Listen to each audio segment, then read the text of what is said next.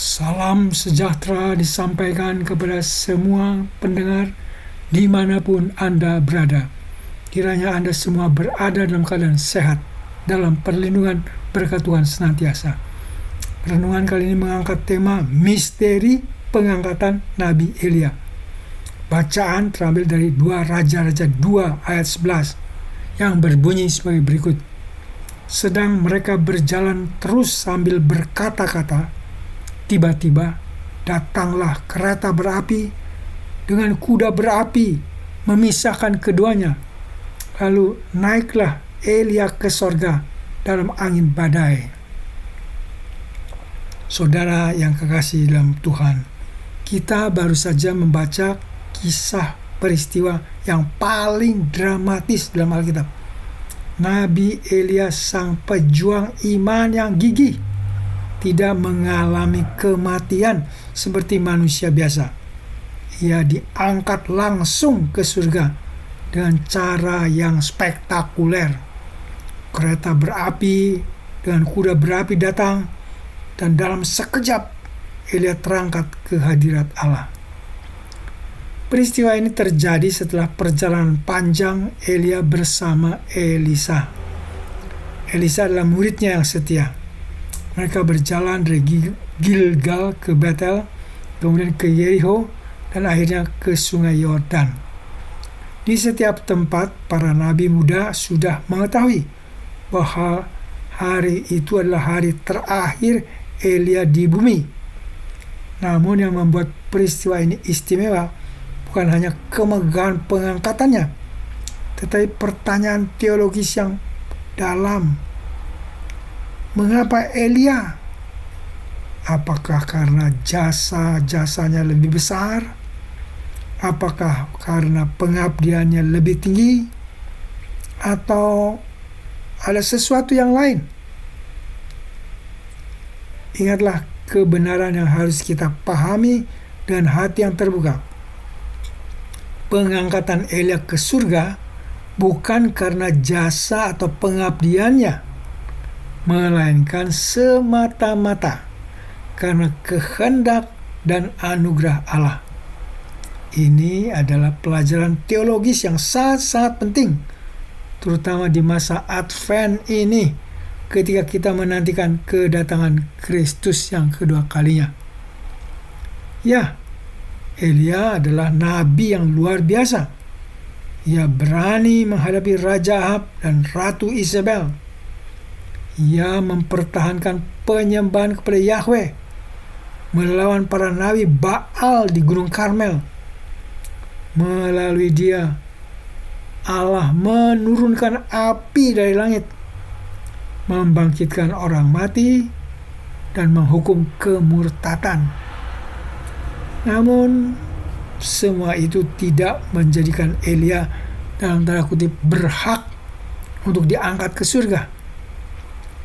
Pengangkatan Elia adalah tindakan berdaulat Allah yang tidak bisa kita ukur dengan standar manusiawi.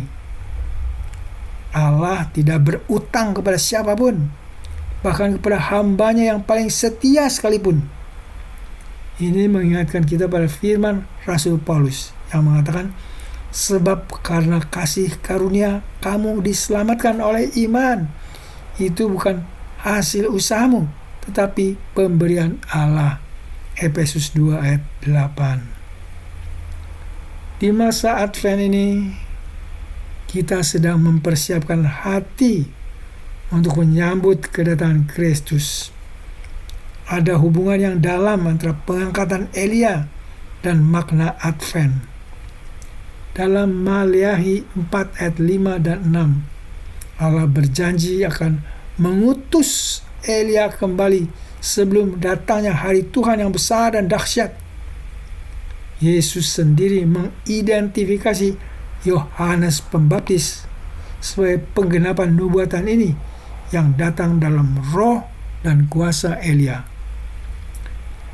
Pengangkatan Elia menjadi simbol pengharapan eskatologis, pengharapan akan kedatangan Mesias dan pemulihan segala sesuatu. seperti Elia yang diangkat untuk suatu misi khusus di masa depan. Demikian pula kita sebagai umat Advent hidup dalam ketegangan kreatif antara dalam tanda petik sudah dan dalam tanda petik belum. Sudah dan belum. Kristus sudah datang, tetapi kedatangannya yang kedua kali masih kita nantikan. Misteri pengangkatan Elia mengajarkan kita bahwa rencana Allah melampaui pemahaman kita. Kita tidak tahu mengapa Allah memilih cara-cara tertentu untuk melaksanakan kehendak-Nya. Yang penting adalah kita percaya bahwa segala sesuatu yang Allah lakukan adalah sempurna dan penuh kasih. Lalu, apa artinya semua ini bagi kita yang hidup di abad 21? Ada beberapa pelajaran yang praktis yang kita bisa ambil. Pertama, kita tidak perlu berlomba-lomba mengumpulkan jasa di hadapan Allah.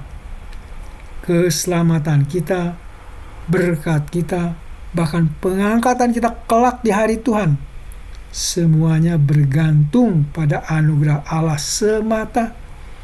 Ini membebaskan kita dari beban performance religion, penampilan keagamaan, dan mengundang kita ke dalam relasi yang tulus dengan Bapa Surgawi. Kedua, pengangkatan Elia mengingatkan kita bahwa Allah memiliki rencana unik untuk setiap orang.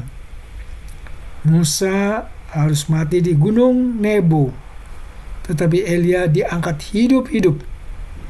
Keduanya adalah hamba-hamba Allah yang luar biasa, tetapi jalan mereka berbeda. Jangan pernah membandingkan perjalanan iman Anda dengan orang lain. Allah memanggil kita masing-masing dengan cara yang berbeda-beda. Pelajaran ketiga, di masa Advent ini kita diajak untuk hidup dalam kesiapan. Seperti Elisa yang terus mengikuti Elia sampai saat pengangkatannya dan menerima kuasa 2 kali lipat. Demikian pula kita harus setia mengikut Kristus sampai Dia datang kembali. Kesiapan bukan berarti kita gelisah atau takut, tetapi kita hidup dalam pengharapan yang aktif, melayani dan setia, dan menjaga hati kita tetap tertuju kepadanya. Keempat, pelajaran.